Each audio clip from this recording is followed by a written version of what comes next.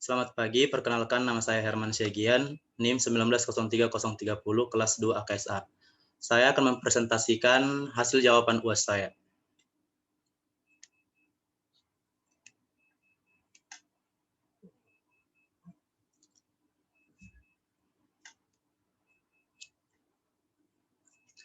Pertama, saya akan menjelaskan beda screening dengan filtrasi pada proses pengolahan air limbah secara fisika. Screening digunakan untuk pemisahan material berukuran besar seperti kertas, plastik, kayu, dan sebagainya. Sedangkan filtrasi digunakan untuk pemisahan partikel padatan pada efluen atau pengolahan air limbah padat seperti pasir, batu kerikil, batu bara, dan sebagainya. Selanjutnya, di sini ada perbedaan penyaringan secara fisika dan secara biologi pada pengolahan air limbah. Penyaringan secara fisika.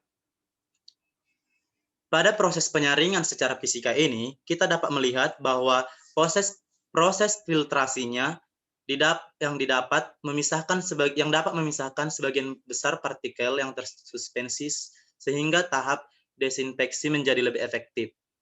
Proses ini biasanya adalah proses sedimentasi koagulasi material.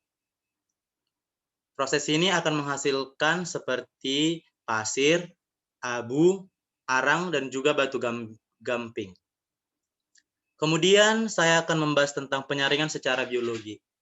Dapat kita ketahui bahwa penyaringan secara biologi itu adalah penyaringan dengan bantuan mikroorganisme.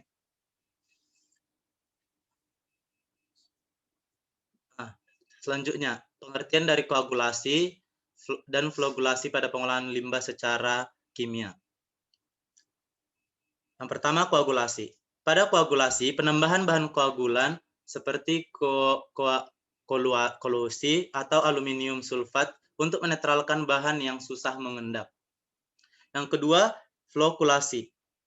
Flokulasi ini adalah pembentukan flok atau gumpalan agar gumpalan yang sudah mengendap terbentuk flok sehingga lebih berat dan jauh.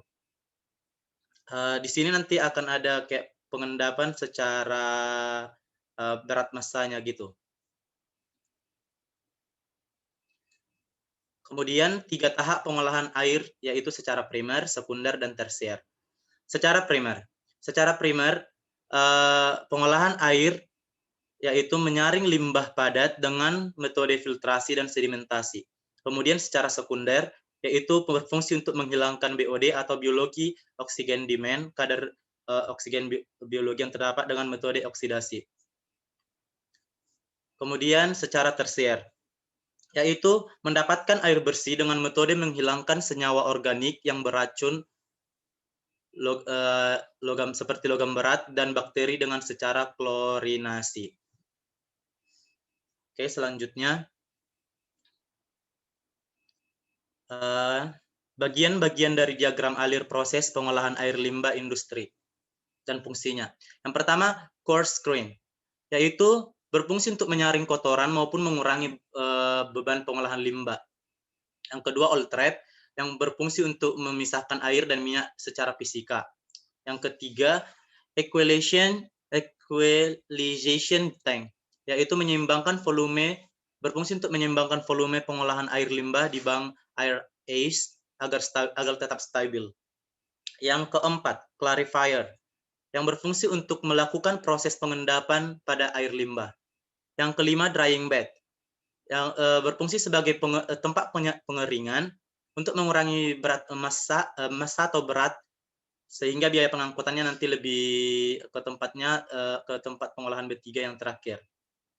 Yang keenam, aerasi. Aerasi berfungsi untuk menghidupkan bakteri Microbacillus dari aerob agar aerob menguraikan zat. Yang ketujuh, rotary biological denitrification, mengurangi limbah dengan menggunakan sistem rotoi, yang berfungsi untuk mencari air dari udara. Selanjutnya, klorinasi, yang berfungsi untuk menghilangkan bakteri yang sebelumnya dimanfaatkan untuk proses penguraian. Selanjutnya lagi, sand and carbon filter. Berfungsi menghilangkan kotoran dan menghilangkan warna dan bau. Kemudian yang terakhir, raise, recycle, reduce. Berfungsi untuk mengendalikan kualitas dari hasil pengolahan air industri. Selanjutnya saya akan membahas fungsi dari masing-masing pasir pada sand filter. Pertama, silika berfungsi sebagai pre-filter untuk diproses dengan filter berikutnya. Yang kedua, karbon aktif, penyerap bau, menghilangkan warna kuning dan unsur yang merugikan di dalam kandungan air. Yang ketiga, pasir geolit berfungsi untuk meningkatkan kadar oksigen. Kemudian ferolit, mengurangi kandungan kadar besi di dalam air. Mangan, mengurangi kandungan Mn2+, mangan yang dilarutkan dalam air. Yang terakhir, antrasit, berfungsi untuk menghilangkan bau dan rasa yang disebabkan oleh senyawa-senyawa organik. Istilah filtrasi pada industri. Yang pertama, slurry. Slurry ini adalah campuran suspensi pada padatan dan cairan yang akan disaring nantinya. Yang kemudian cake, yaitu akumulasi padatan di atas penyaring yang tidak lolos melalui pori media penyaring. Yang kemudian media penyaring, media berpori yang digunakan, media ini memiliki seperti lubang-lubang kecil yang digunakan untuk menahan padatan, supaya padatan yang lebih besar, yang lebih kecil bisa keluar dari pori-pori tersebut. Yang keempat, filtrat, cairan jernih yang lolos melewati penyaring. Oke, sekarang kita lanjut ke pembahasan tentang BOD dan COD. Pertama, pengertian dari BOD atau Biochemical Oxygen Demand atau kebutuhan oksigen biologis. Jumlah BOD ini merupakan jumlah oksigen yang dibutuhkan oleh mikroorganisme di dalam air lingkungan untuk memecah atau mendegrasi bahan buatan organik yang ada di dalam air lingkungan tersebut. Kemudian kita akan membahas tentang COD, di mana COD ini adalah chemical oxygen demand, yaitu kebutuhan oksigen kimia. Jumlah oksigen yang diperlukan agar bahan buangan yang ada di dalam air dalam teroksidasi melalui reaksi kimia. Maksudnya dalam hal ini, kita meneliti atau menganalisa kadar COD pada air limbah sesuai dengan nanti standar yang ada. Jika COD dalam limbah tersebut sesuai lebih kecil dari standar yang ada, maka dapat dibuang ke misalnya ke sungai atau ke pembuangan limbah. Jika belum, harus diolah kembali. Dalam hal ini, buangan organik akan dioksidasi oleh kalium bikromat menjadi gas CO2 dan H2O, serta jumlah ion krom. Kalium bikromat atau K2Cr2O7 digunakan sebagai sumber oksigen. Oke, selanjutnya kita lihat persyaratan COD dan BOD pada limbah pabrik. Kualitas air akan dikatakan sangat baik jika nilai BOD-nya dalam miligram per liter 1 sampai 2. Jika dia baik 3 sampai 5 dan dia berwarna kuning biasa, tadi yang sangat baik berwarna hijau, yang mengandung polusi biasanya 6 sampai 9, warnanya orange. Jika dia sangat buruk dan tercemar, biasanya dia akan lebih besar dari 100 atau warnanya levelnya merah. Levelnya merah, maksud saya warna levelnya merah. Sedangkan untuk COD, nilainya akan berbanding terbalik dengan BOD. Menurut Peraturan Menteri Negara tentang Lingkungan Hidup Nomor 03 Tahun 2010, tanggal 18 Januari 2010, baku mutu air limbah sebagai berikut. Dapat kita lihat pada tabel berikut. Saya akan menjelaskan selanjutnya.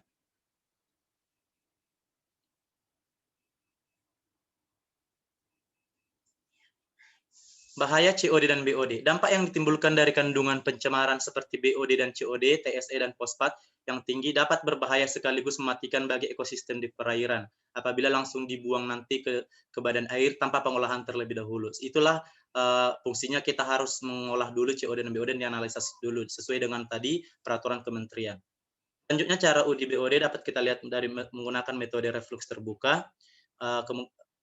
Biasanya, kebanyakan bahan-bahan organik yang telah teroksidasi oleh suatu campuran dari pemanasan kromat dan asam sulfat yang mendidih. Yang kedua, metode reflux tertutup, senyawa organik yang bersifat volatil akan teroksidasi secara sempurna dalam sistem tertutup karena dapat berhubungan langsung dengan oksidasi. Yang keempat, analisa titrimetri. Istilah analisis titrimetri mengacu pada analisis kimia kuantitatif yang dilakukan dengan menetapkan volume suatu larutan dan konsentrasinya diketahui dengan tepat. Cara uji BOD menggunakan metode Winkler. Prinsip analisa BOD sama dengan analisa oksigen terlarut, salah satunya adalah metode Winkler.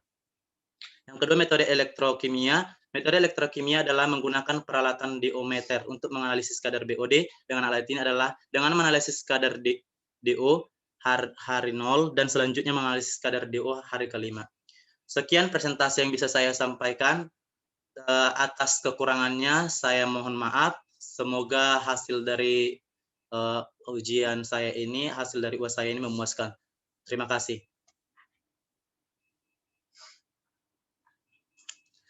Aduh.